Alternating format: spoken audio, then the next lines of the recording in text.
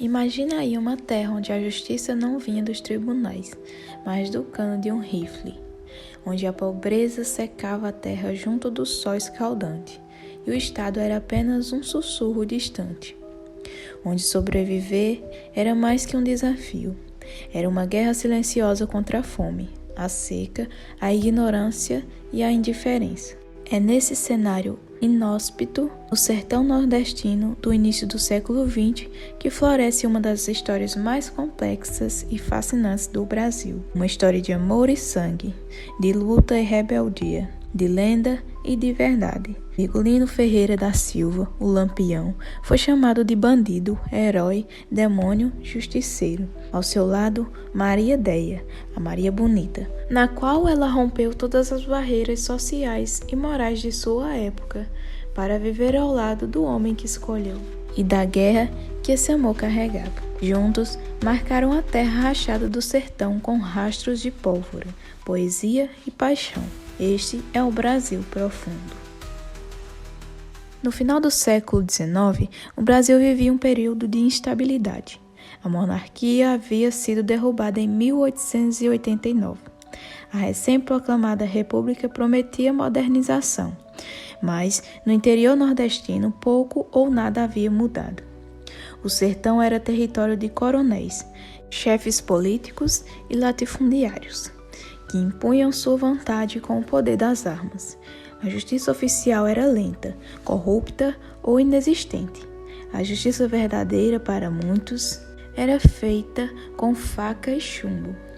Foi nesse ambiente hostil que nasceu Virgulino Ferreira da Silva, em 1897, na antiga Vila Bela, atual Serra Talhada, em Pernambuco.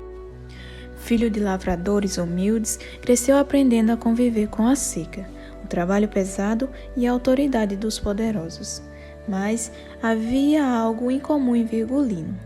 Ele sabia ler, escrever e fazer contas. Estudou com um professor particular contratado pelo pai, José Ferreira, que sonhava com uma vida melhor para os filhos. Mas a esperança foi arrancada à força, quando José foi assassinado em uma emboscada por policiais, a mando de um fazendeiro com quem tinha uma disputa. A tragédia rompeu qualquer possibilidade de uma vida pacata. A partir daquele momento, Virgulino não foi mais um camponês. Tornou-se um homem com sede de vingança. O cangaço já era uma ferida aberta no sertão. Grupos armados vagavam entre estados, atacando propriedades, enfrentando a polícia e vivendo à margem da sociedade.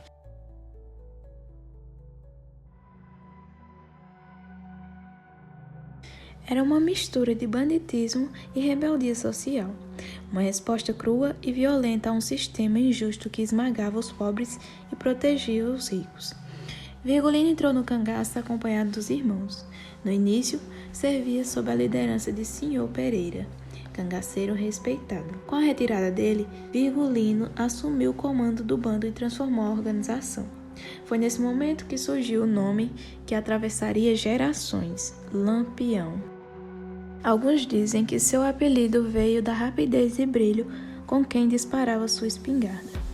Tão rápido que parecia um lampião em movimento na escuridão da caatinga. Mas Lampião não era apenas um pistoleiro, era um estrategista, um comunicador, um símbolo que crescia a cada emboscada e a cada fuga espetacular. Aos poucos se tornava mais do que um homem, virava mito. Lampião compreendeu algo que poucos entenderam na época. Para sobreviver no sertão, era preciso dominar tanto o rifle quanto a política. Seu bando operava com precisão militar. Tinha informantes em cidades, rotas secretas, acampamentos camuflados e até códigos de comunicação. Lampião cobrava taxas de ricos em troca de proteção. Negociava com coronéis, fazia acordos temporários com políticos e era temido até porque um contratava em segredo.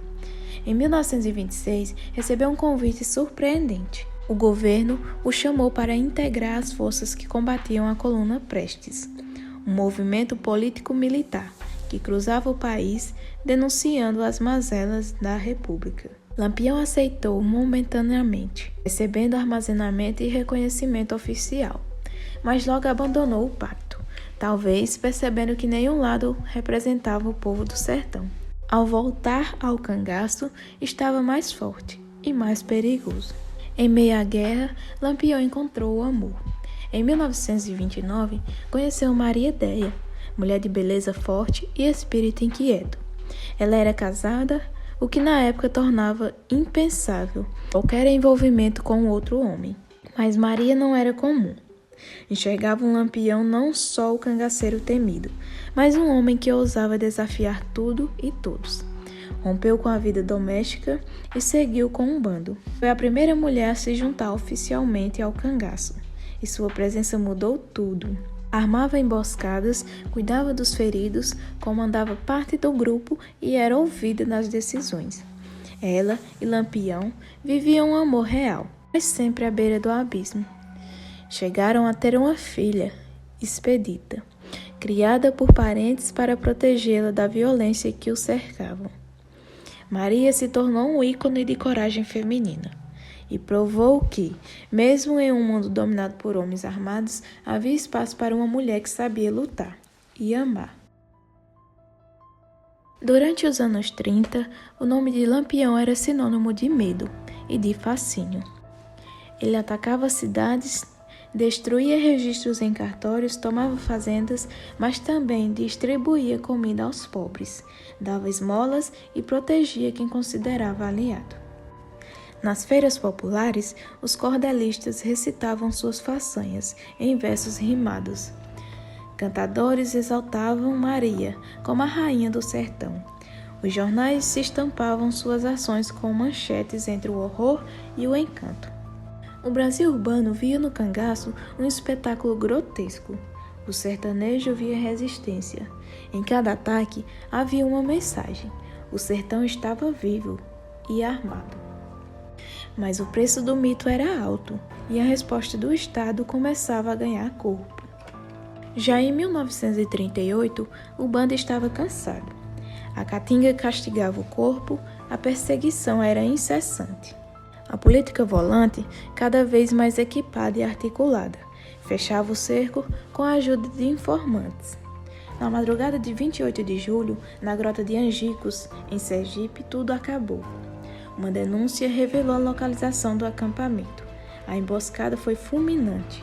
Em poucos minutos, Lampião, Maria Bonita e parte do grupo estavam mortos.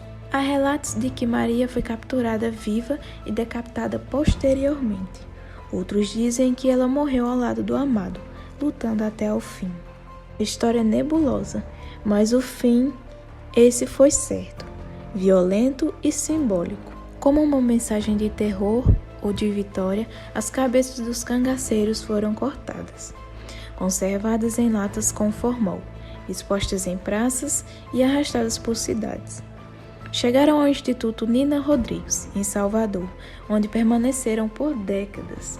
Viraram objeto de estudo científico, atração macabra e símbolo de um país que ainda não sabia lidar com seus próprios fantasmas. Mas, por sua vez, o que era para ser o fim foi o começo da imortalidade. Com a morte, Lampião e Maria Bonita se tornaram lenda.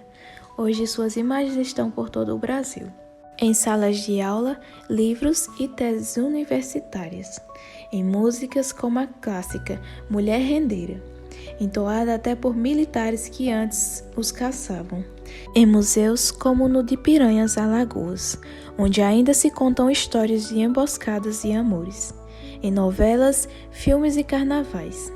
Mas o debate permanece. Foram vilões cruéis ou heróis populares? Justiceiros ou assassinos? Talvez a resposta esteja na própria contradição do Brasil profundo, no sertão que resiste e no povo que não esquece. Lampião e Maria Bonita viveram entre o abandono e o fogo, entre o beijo e a bala, entre a justiça oficial e a vingança pessoal.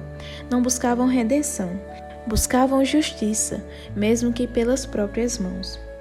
No fim, não foram apenas o rei e a rainha do cangaço.